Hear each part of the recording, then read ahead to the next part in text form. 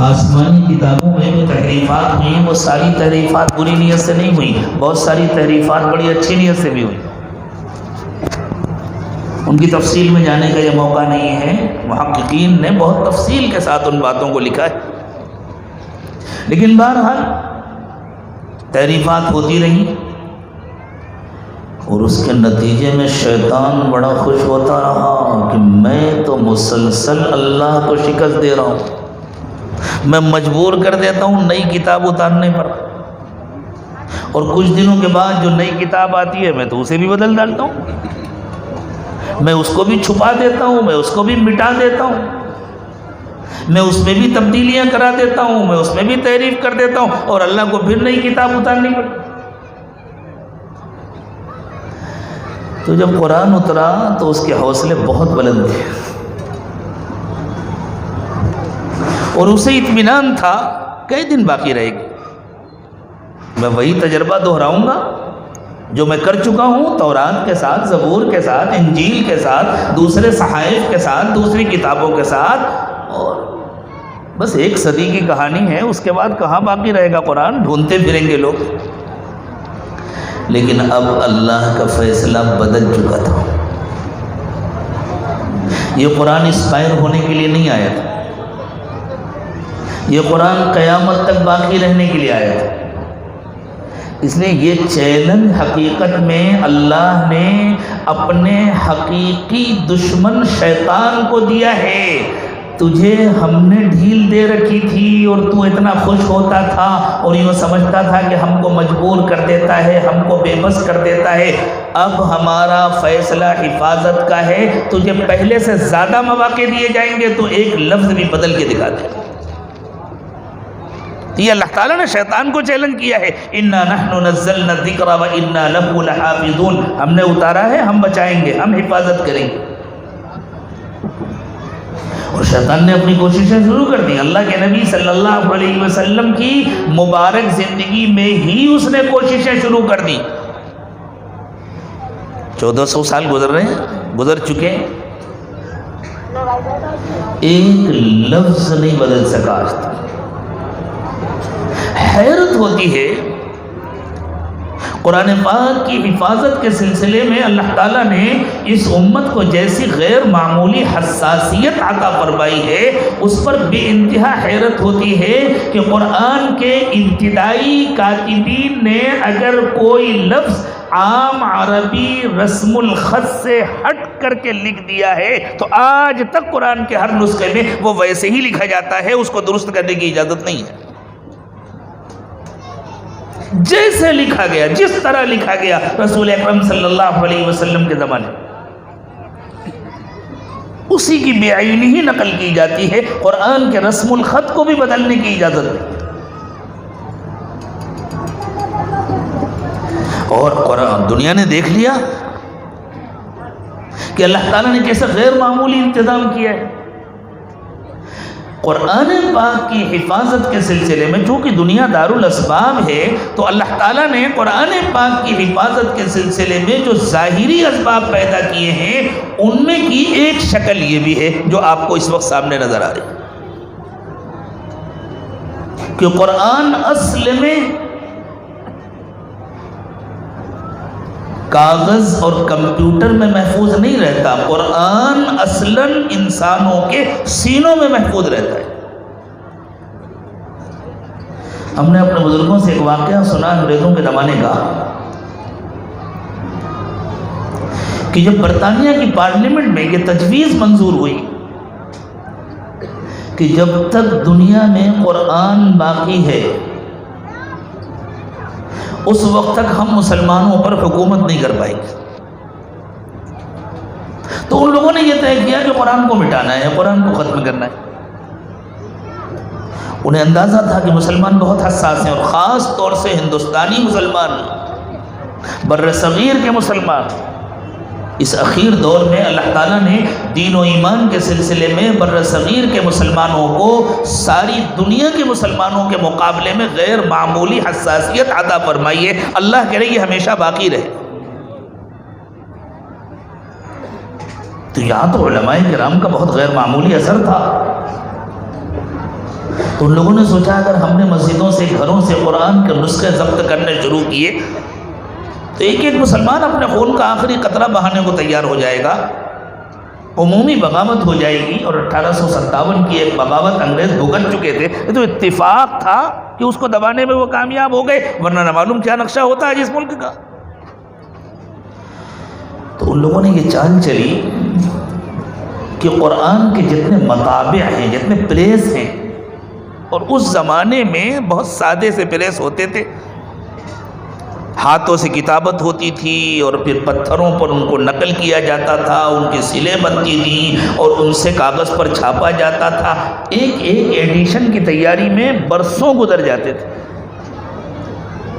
ہر edition کے لیے اثر-نو پوری تیاری کرنی پڑتی تھی۔ آج کی طرح کاپی پیسٹ نہیں ہوتا تھا، اور کاغذ بھی بہت معمولی ہوتا تھا، بہت زیادہ اس کی عمر نہیں ہوتی تھی۔ آج تو بہت عمدہ کاغذ بننے لگا ہے، اس زمانے کے کاغذ کا آج کے کاغذ سے کوئی مقابلہ ہی نہیں تھا۔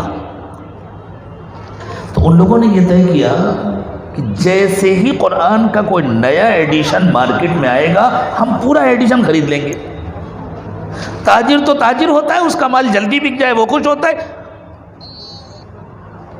تو وہ تاجر خوشی خوشی بیچ دیں گے کہ بہت جلدی ہمارا ایڈیشن نکل رہا ہے، ہمارے جو پیسے لگے ہوئے ہیں وہ نکل رہے ہیں، اور وہ سارے نسخے لے کر ہم سمندر میں ڈال دیں۔ 10 سال 20 سال تک یہی کرتے رہیں گے تو قرآن کے جتنے پرانے نسخے ہیں ان سب کے کاغذ بوسیدہ ہو جائیں گے، وہ ختم ہو جائیں گے۔ اس کے بعد ہم نئے ایڈیشن تیار کر کے مارکیٹ میں لائیں گے اور ان میں تبدیلیاں کریں گے، ان میں تحریف کریں گے، اور پھر گھر گھر جھگڑا ہوگا، مسجد مسجد جھگڑا ہوگا کہ اب اس نسخے میں ایسا لکھا ہے، اس نسخے میں ایسا لکھا ہے، یہاں یہ آیت پہلے ہے، یہاں یہ آیت بعد میں ہے، اور بس مسلمانوں کے دلوں سے قرآن پر جو اعتماد ہے وہ نکل جائے گا۔ تو دہلی میں ایک انگریز آفیسر تھا، اس کے گھر میں قرآن کے نسخے جمع کیے جاتے تھے، یہ خدمت اس کے سپرد تھی، اور پھر کارٹونوں میں پیک کیا جاتا اور روانہ کیے جاتے۔ ایک بیچارہ دیہاتی مسلمان اس انگریز آفیسر کے ہاں بہت دنوں سے کام کرتا تھا، وہ اس کا بہت معتمد تھا، تو وہ یہ سمجھتا تھا کہ کتنی اچھی حکومت ہے ہماری، یہ قرآن کی اتنی خدمت کرتے ہیں، ہمارے علماء زبردستی ان کی مخالفت کرتے ہیں، یا شاید ان کو معلوم نہیں ہے، دیکھو اتنے قرآن لاتے ہیں اور کہاں کہاں بھیجتے ہیں، شاید دوسرے ملکوں میں بھیجتے ہوں گے، مدرسوں میں بھیجتے ہوں گے، مسجدوں میں بھیجتے ہوں گے۔ تو ایک دن پوچھ لیا کہ صاحب آپ لوگ بہت اچھے ہیں، آپ قرآن کی بڑی خدمت کرتے ہیں۔ بس وہ اس آفیسر کی مت ماری گئی تھی، اس نے کہا ہم لوگ خدمت نہیں کرتے، اب اسلام دنیا میں زیادہ دن باقی نہیں رہے گا، ہم یہ سارے نسخے سمندر میں ڈال دیتے ہیں اور کچھ دنوں کے بعد ختم ہو جائے گا قرآن۔ اس دیہاتی نے کہا صاحب میری ماں نے تو پیسے خراب نہ کرے، کچھ ہونے والا نہیں ہے۔ کیوں؟ اس کا بچہ بھی آپ کے مولانا عبدالسلام صاحب کے مکتب کی طرح کسی مدرسے میں حافظ قرآن ہو چکا تھا، اس کا اپنا بچہ۔ صاحب قرآن نہیں مٹنے والا، تو اس کو تعجب ہوا، یہ دیہاتی ان پڑھ اور اتنے اعتماد سے کہہ رہا ہے قرآن نہیں مٹنے والا، تو اس نے کہا تمہارے پاس اس کی کوئی دلیل ہے؟ کہا جی دلیل ہے، کل لے کر آؤں گا۔ اچھی بات ہے۔ دوسرے دن وہ اپنے 10-11 سال کے بچے کو لے کر پہنچ گیا۔ وہ آفیسر بڑی بے چینی سے انتظار کر رہا تھا، اس نے کہا بھائی کل تم نے ایک بات کہی تھی، اس کی دلیل؟ کا جی یہ آ گیا بچہ، یہ دے گا دلیل۔ تو اسے اور تعجب ہوا، ایک تو یہ خود جاہل ہے اور اتنے چھوٹے بچے کو لے کر آیا ہے، اتنا اہم اور نازک مسئلہ، یہ اس پر دلیل دے گا؟ کہا یہ کس طرح دلیل دے گا؟ کہا آپ قرآن کا نسخہ اٹھا لیجئے۔ وہ پڑھا لکھا تھا آفیسر، برطانیہ سے جو آفیسران بھیجے جاتے تھے ان کو عربی بھی پڑھائی جاتی تھی، انگریزی اور اردو بھی پڑھائی جاتی تھی، بلکہ ان میں بہت سارے تو باقاعدہ عالم بنائے جاتے تھے تاکہ وہ علمی اشکالات پیدا کریں، اور نہ معلوم کتنے فتنے ہیں جو انہی کے برپا کیے ہوئے۔ ہاں میں زیادہ تفصیل میں نہیں جاؤں گا، لیکن میں اشارہ کر دوں مسلمانوں میں جتنے نئے نئے فتنے ہیں نا، دیکھیں قرآن اور حدیث تو پرانی چیز ہے، لیکن قرآن اور حدیث کے نام پر جو دعوے کیے جاتے ہیں جب ہمیں کسی کی ضرورت نہیں، ہم تو اس پر عمل کر لیں گے، یہ نئی فکر ہے، یہ نئی فکر وہیں سے آئی ہے۔ قرآن تو اللہ کی کتاب ہے، وہ بہت پرانی چیز ہے، لیکن جو اپنے کو اہل قرآن کہتے ہیں ان کی فکر نئی فکر ہے، یہ وہیں سے آئی ہے۔ تو ان کے ہاں جو علماء تیار کیے جاتے تھے وہ مسلمانوں کو نئی نئی گمراہیوں کی فکریں دیتے تھے، وہ پڑھا لکھا آدمی تھا. اس نے پوچھا کیا کہہ رہے ہو؟ کہا صاحب قرآن ہاتھ میں لے لیجئے اور میرے بچے سے پوچھنا شروع کیجیے. اب اس نے قرآن ہاتھ میں لیا اور ایک جگہ سے کہا بیٹا یہاں سے پڑھو. تو اس نے بڑی روانی کے ساتھ بہت عمدہ لہجے میں سنانا شروع کر دیا. دوسری جگہ سے تیسری جگہ اس کو حیرت ہوئی. اس نے کہا کیا اس کو پورا قرآن یاد ہے؟ کہ جی حضور اس کو پورا قرآن یاد ہے. اس کے دل میں فوراً ایک شیطانی منصوبہ آیا, ہم اس بچے کو غائب کرا دیں گے اور اس کے جیسے 2 4 6 جتنے ہوں گے ان سب کو اٹھوا لیں گے. تو کہا یہ بتلاؤ ایسے اور کتنے بچے ہوں گے؟ تو اس نے کہا حضور گنتی تو بہت مشکل ہے, ایسے تو ہر گلی میں 4 6 مل جائیں گے, ہر گلی میں ایسے 4 6 مل جائیں گے. میں اس واقعے کو تھوڑی دیر کے لیے یہیں روک رہا ہوں. ناگپور میں ایک مشہور عالم تھے مولانا عبدالکریم پاریک رحمۃ اللہ علیہ. اللہ تعالیٰ نے ان کو اسلام کے ترجمانے کا ایک مخصوص سلیقہ عطا فرمایا تھا. ایک مرتبہ انہوں نے یہ واقعہ مجھے خود سنایا. چونکہ RSS والے بھی ان کو اپنے پروگراموں میں بلاتے تھے, غیر مسلم بھی بلاتے تھے, وہ ہندی میں اور گجراتی میں بھی اچھی گفتگو کر لیتے تھے. میں آپ کو دعوت نہیں دے رہا کہ آپ ان کی ہر فکر سے اتفاق ضرور کریں, لیکن سنجیدگی سے واقعہ ضرور سنیں, اس میں بڑا سبق ہے. تو انہوں نے کہا کہ ایک جگہ برادران وطن کا ایک پروگرام تھا, میں گیا ہوا تھا اسٹیج پر, تو دیکھا ایک خاتون کا بڑا اکرام ہو رہا تھا. تو انہوں نے پوچھا کہ بھئی انہوں نے کون سا ایسا کارنامہ انجام دیا ہے, اتنا غیر معمولی اکرام کیا جا رہا ہے؟ تو ان لوگوں نے بہت حیرت سے بتلایا کہ انہوں نے ویدوں کے چند اشلوک زبانی یاد کیے, چند اشلوک زبانی یاد کیے ہیں, اس لیے ان کا اتنا غیر معمولی اکرام ہو رہا ہے. تو پاریک صاحب کہتے ہیں میں نے مجمع پر نظر ڈالا, پاریک صاحب کا نام سن کر کے کچھ مسلمان بھی آ گئے تھے جلسے میں اور کچھ علماء بھی آ گئے تھے. وہ کہتے ہیں میرے لیے وہ بالکل اجنبی علاقہ تھا, میں جانتا نہیں تھا. ایک صاحب شکل صورت سے نظر آ رہے تھے کہ شاید عالم ہوں گے. ان کو بلایا کہ آپ عالم ہیں؟ کہا یا قریب میں کوئی مدرسہ ہے؟ کہ جی ہے. حفظ کی تعلیم ہوتی ہے؟ ہاں ہوتی. ایک کام کرو وہاں سے 10 حافظ بچوں کو لے آؤ, 10. وہ گئے, تھوڑی دیر میں لے کر کے آگے. پاریک صاحب نے کہا ان کو اسٹیج پر بیٹھا دو. ان بچوں کو اسٹیج پر بیٹھا دیا گیا. اب لوگوں کو تعجب ہے, لیکن چونکہ پاریک صاحب مہمان خصوصی تھے اس لیے منع نہیں کر سکے. جب ان کے بیان کا نمبر آیا تو انہوں نے کہا کہ بھائی آپ کے ہاں آپ کی کتاب کے چند اشلوک ہماری اس بہن نے یاد کر لیا, تو آپ نے اس کا اتنا اعزاز کیا اور آپ اتنی خوشی کا اظہار کر رہے ہیں. یہ میں نے اتفاق سے ایک مدرسے سے 10 بچوں کو بلا لیا ہے, یہ 10 کے 10 پورے قرآن کے حافظ ہیں, اور ہمارے ہاں تو ایسے ہزاروں نہیں لاکھوں ہوتے, ہمارے پاس تو کوئی حیرت کی بات نہیں. تو پورا مجمع گویا حیرت کے سمندر میں غوطے لگانے لگا. ایسا بھی ہو سکتا ہے. یہ اللہ تعالیٰ کی طرف سے ایسا غیر معمولی انتظام ہے جس کی دنیا میں کسی اور قوم کے پاس دوسری کوئی مثال نہیں ہے. ابھی لاک ڈاؤن سے پہلے ہم لوگوں نے بنگلور میں ایک پروگرام شروع کیا تھا مختلف برادران وطن کے لیے وزٹ مائی ماسک کا. ہم ان کو دعوت دیتے تھے آؤ اور ہمارے ساتھ مسجد دیکھو, اور ان کو صرف مسجد کی عمارت نہیں دکھاتے تھے. اللہ کا فضل ہے, ان کو پہلے بتلاتے تھے کہ جب ایک مسلمان مسجد میں داخل ہوتا ہے تو اپنی ضرورت سے فارغ ہوتا ہے, ان کو استنجا خانہ دکھاتے تھے.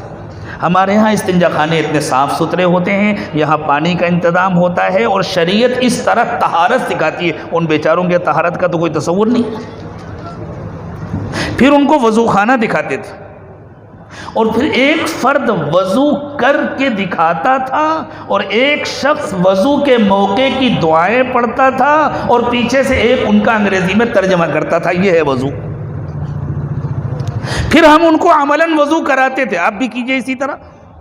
باقاعدہ ان کے اعضاء دھلواتے تھے, اور ان میں سے اکثر کا یہ تاثر ہوتا تھا کہ صاحب ہم اپنے گھر سے نہا دھو کر کے آئے ہیں, لیکن اس کے باوجود یہ جس طرح آپ لوگوں نے دھلوایا ہے اس طرح دھو کر کے تو ہمیں اپنے اندر بڑی عجیب کیفیت محسوس ہو رہی ہے, بڑی روحانیت محسوس ہو رہی ہے. پروگرام بہت لمبا ہوتا تھا, پوری تفصیل نہیں عرض کی جا سکتی. اس کا ریکارڈ بھی ہے, جو حضرات دیکھنا چاہیں اس کو دیکھ بھی سکتے ہیں. بعض پروگرام محفوظ کیے گئے. اخیر میں ہم یہ کرتے تھے, ہمارے وہاں ایک بہت اچھے قاری صاحب ہیں, نابینا ہیں, لیکن پورا قرآن ان کو اس سے اچھا یاد ہے جتنا ہم کو اور آپ کو سورہ فاتحہ یاد ہوگی. اور نہ معلوم کتنے لہجوں میں پڑھتے ہیں. بہت نوازا ہے اللہ نے ان کو بیٹھا دیتے تھے مائک کے ساتھ. سب کو معلوم تھا کہ یہ نابینا ہے.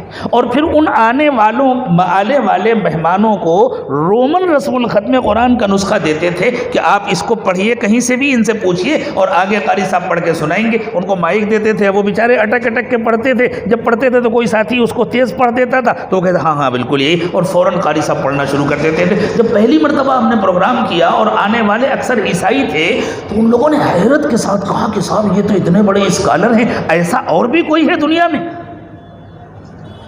تو ہم لوگوں کی طرف سے جواب دیا کہ آپ دنیا کی بات کر رہے ہیں, بنگلور شہر میں ایسے 10,000 ہیں ہر گلی میں. تو انہیں حیرت ہوئی کہ صاحب یہ تو ہمارے لیے بالکل عجیب واقعہ ہے, ہم سوچ بھی نہیں سکتے تھے. تو یہ اللہ تعالیٰ نے قرآن پاک کی حفاظت کا غیر معمولی انتظام کیا ہے. لیکن میرے دوستو, میں بہت ڈرتے علماء کی موجودگی میں مجھے گفتگو کرتے ہوئے بہت ڈر لگتا ہے. اس لیے کہ اچھا ہوا مولانا جا چکے ہیں, میرے استاد ہیں, شاید ان کی موجودگی میں یہ بات نہ کہہ سکتا. ہمارے احباب سوچتے بعد میں ہیں, فتویٰ پہلے دیتے, اس لیے ڈر لگتا ہے. وہ پوری بات میں غور بعد میں کرتے, پہلے فتویٰ دیتے. اللہ ان کے فتووں کی عزت سے بچائے. جس طرح پیسہ بذات خود مقصود نہیں ہے, اسی طرح یہ حفظ بذات خود مقصود نہیں ہے, ہدایت مقصود ہے. یہ ایک ذریعہ ہے, سامان ہدایت کو محفوظ رکھنے کا ایک ذریعہ ہے. چونکہ اس کے ذریعے سے سامان ہدایت کی حفاظت ہوتی ہے, اس لیے اللہ تعالیٰ نے حفاظ کرام کے اتنے غیر معمولی اکرام کا انتظام فرمایا. دنیا میں بھی اللہ ان کو عزت دیتے ہیں اور آخرت میں بھی اللہ ان کو عزت دیں گے. میرے دوستو, قرآن تقوی کے لیے نازل ہوا ہے اور ہر مسلمان کے لیے حافظ قرآن بننا فرض نہیں ہے, یہ فرض کفایہ ہے. کچھ لوگ حافظ ہو جائیں کافی ہے, لیکن ہر مسلمان کے لیے متقی بننا فرض ہے. تو اگر آپ کے دل میں آ رہا ہو کہ کاش کہ ہم نے بھی بچپن میں حفظ کیا ہوتا, اور وہ اس وقت تو مفتی صاحب طالب علم تھے جب ہم بچے تھے, تو کاش کہ یہ اور پہلے پیدا ہوئے ہوتے اور ان کا مدرسہ پہلے قائم ہو گیا ہوتا اور ہم نے بھی حفظ کر لیا ہوتا. اس افسوس پر بھی آپ کو انشاءاللہ اجر ملے گا. لیکن اگر آپ حافظ نہیں بن سکتے تو کیا آپ متقی بھی نہیں بن سکتے؟ متقی تو ہر شخص بن سکتا ہے نا.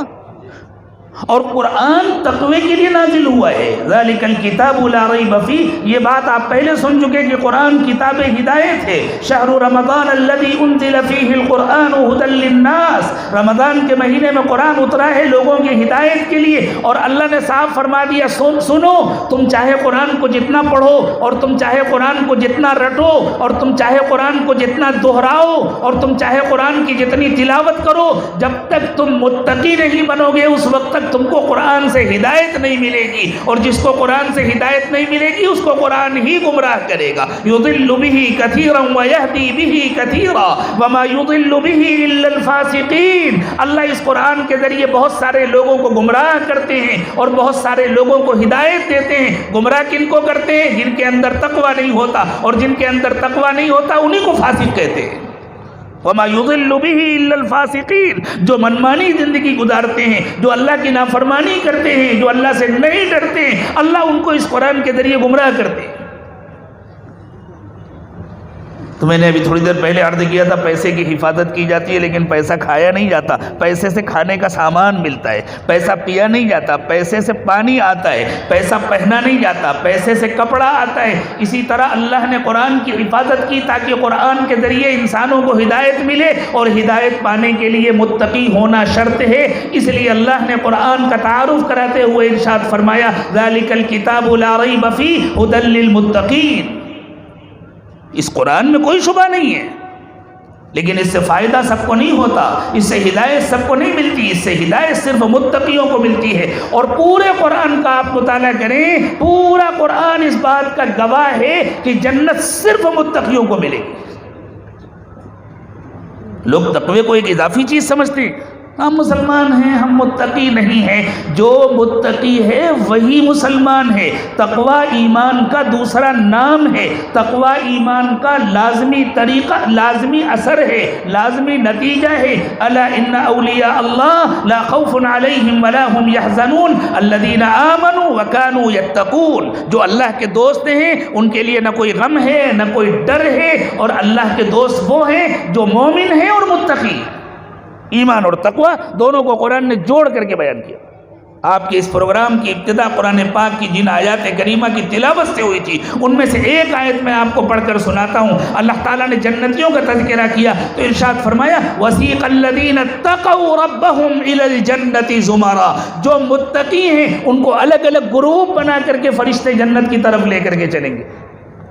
یہ علماء ہیں، یہ حفاظ ہیں، یہ مجاہدین ہیں، یہ سخی ہیں، یہ فلاں کام کرنے والے ہیں، یہ فلاں کام کرنے والے ہیں. نیک تو سب ہوں گے، متقی تو سب ہوں گے، لیکن جن کی زندگی میں جس نیکی کا غلبہ ہوگا اس کے اعتبار سے ان کی الگ الگ جماعتیں بنائی جائیں گی اور الگ الگ گروپ بنا کر کے فرشتے ان کو لے کر جنت کی طرف چلیں گے. لیکن قرآن کہتا ہے متقیوں کو فرشتے لے کر جنت کی طرف چلیں. اور یہ متقی جب جنت میں جائیں گے تو کہیں گے الحمدللہ الذی ہدانا لہذا وما کننا لنہتدی لولا ان ہدانا اللہ. اللہ کا احسان ہے کہ اللہ نے ہمیں یہاں پہنچایا، اللہ نہ پہنچاتے تو ہم تو نہیں آ سکتے. وقالوا الحمدللہ الذی صدقنا وعدہ. وہ کہیں گے اللہ کا کرم ہے، اللہ کا احسان ہے، اللہ نے ہم سے جتنے وعدے کیے تھے سب پورے کر دیے. وَأَوْرَثَنَا الْأَرْضَ نَتَبَوَّأُ مِنَ الْجَنَّةِ حَيْثُ نَشَاءُ. اور ہمیں اللہ نے ایسی جنت دے دی کہ اب اس جنت میں ہم پر کوئی پابندی نہیں. کہیں جانے کے لیے نہ پاسپورٹ کی شرطیں نہ ویزے کی شرطیں. ہم پوری جنت میں جہاں چاہیں گھومیں، جہاں چاہیں صبح رہیں، جہاں چاہیں شام میں رہیں، جہاں چاہیں دن میں رہیں، جہاں چاہیں رات میں رہیں، جب چاہیں جاگیں، جب چاہیں سوئیں، کوئی پابندی نہیں. دوسری جگہ اللہ تعالیٰ نے جنتوں کا تذکرہ کیا تقوی کی شرط کے ساتھ. فرمایا وَسَارِعُوا إِلَى مَغْفِرَةٍ مِّن رَّبِّكُمْ وَجَنَّةٍ عَرْضُهَا السَّمَاوَاتُ وَالْأَرْضُ أُعِدَّتْ لِلْمُتَّقِينَ. لوگو لپکو، دوڑو، جلدی آؤ، سیل لگائی ہوئی ہے اللہ نے جنت کی. بلا رہے ہیں اللہ تعالیٰ، جو پہلے آئے گا وہ پہلے پائے گا، لیکن ٹکٹ لے کر کے آنا. وہ ٹکٹ تقوی ہے. اعدت للمتقین. یہ جنتیں صرف متقیوں کے لیے تیار کی گئی. کہیں اللہ تعالیٰ جنت کی نعمتوں کا تذکرہ کرتے ہیں تو فرماتے ہیں ان المتقین فی جنات وعیون. متقی جنت میں جائیں گے، وہاں پانی کے چشمے ہوں گے. وفواکہ مما یشتہون. ان کی اپنی پسند کے میوے ہوں گے، اور ان سے کہا جائے گا کلوا واشربوا ہنیئا بما کنتم تعملون. بہت اچھی زندگی گزار کر کے آئے ہو، بس اب تم پر کوئی پابندی نہیں ہے، جو چاہو کھاؤ، جتنا چاہو. کامیابی کا قرآن نے تذکرہ کیا تو تقوی کی شرط لگا دی ان للمتقین مفازا. بس مجھے آخری بات عرض کرنی ہے. حضرت مفتی صاحب تشریف لا چکے ہیں اور وقت بھی بہت زیادہ نہیں ہے، انشاءاللہ مفتی صاحب کا بیان ہوگا اور دعا ہوگی. مجھے آخری بات عرض کرنی ہے میرے دوستو. قرآن کا مقصد ہدایت ہے اور ہدایت کی شرط تقوی ہے. ہر شخص حافظ قرآن نہیں ہو سکتا. کوشش کرے، اچھی بات ہے. آپ نے یہ سنا تھا، اس کی ترکیب سنی تھی، شوہر اپنی بیویوں سے سیکھیں، سرپرست اپنے بچوں سے سیکھیں. بہت اچھی ترکیبیں ہیں، اللہ تعالیٰ ان کو عمل میں لانے کی توفیق عطا فرمائے. لیکن اس کے باوجود میں یہ عرض کر رہا ہوں ہر شخص کے لیے حافظ قرآن ہونا فرض نہیں ہے، لیکن ہر مومن کے لیے متقی ہونا فرض ہے. یہ آج کا سبق ہے، یہ حفاظ کرام کا پیغام ہے، یہ حفظ قرآن کا پیغام ہے. اللہ کرے کہ یہ پیغام ہمارے دلوں تک پہنچنے کے لیے راستہ پالے، اور اللہ کرے کہ ہمارے دلوں میں نقش ہو جائے، اور اللہ ہم سب کو کامل تقوی کی زندگی نصیب فرمائے. ساتھ میں اللہ تعالیٰ ان مدارس کی بھی حفاظت فرمائے، ان مکاتب کی بھی حفاظت فرمائے، ان حفاظ کی بھی حفاظت فرمائے جن سے قیامت کے دن کہا جائے گا کہ تلاوت کرنا شروع کرو اور جنت کی سیڑھیوں پر چڑھنا شروع کرو. جیسے دنیا میں پڑھا کرتے تھے اس طرح پڑھو. لیکن محققین اور علماء نے لکھا ہے جس آیت پر عمل نہیں کیا ہوگا وہ وہی یاد نہیں آئے گی. پھر وہی مسئلہ تقوی کا آ گیا. عمل کرنے کے لیے تو تقوی ضروری ہے. جس آیت پر عمل نہیں کیا ہوگا وہ یاد نہیں آئے گی. اور اگر تقوی کی زندگی نہیں گزاری ہوگی تو چاہے ایک بیٹھک میں پورا قرآن پڑھتا ہو حافظ، اگر اس نے تقوی کی زندگی نہیں گزاری تو قیامت کے دن ایک لفظ بھی یاد نہیں آئے گا. اللہ ہم سب کو کامل تقوی کی زندگی نصیب فرمائے. اللہ ان مدارس کی حفاظت فرمائے, مدارس کی مدد کرنے والوں اور تعاون کرنے والوں کی حفاظت فرمائے. میں نے خصوصی کارکنوں سے گفتگو کرتے ہوئے یہ بات کہی تھی. اللہ کے نبی صلی اللہ علیہ وسلم نے ارشاد فرمایا الدال علی الخیر کفاعلہ, جو لوگ مدارس کی مدد کرتے ہیں, تعاون کرتے ہیں, اپنے بچوں کو بھیج کر تعاون کرتے ہیں اور وہاں کی ضروریات کی کفالت کرتے ہیں, ان کو بھی ان بچوں کے حفظ قرآن میں اللہ تعالیٰ اجر میں ثواب میں شریک رکھیں گے. وآخر دعوانا ان الحمد للہ رب العالمین.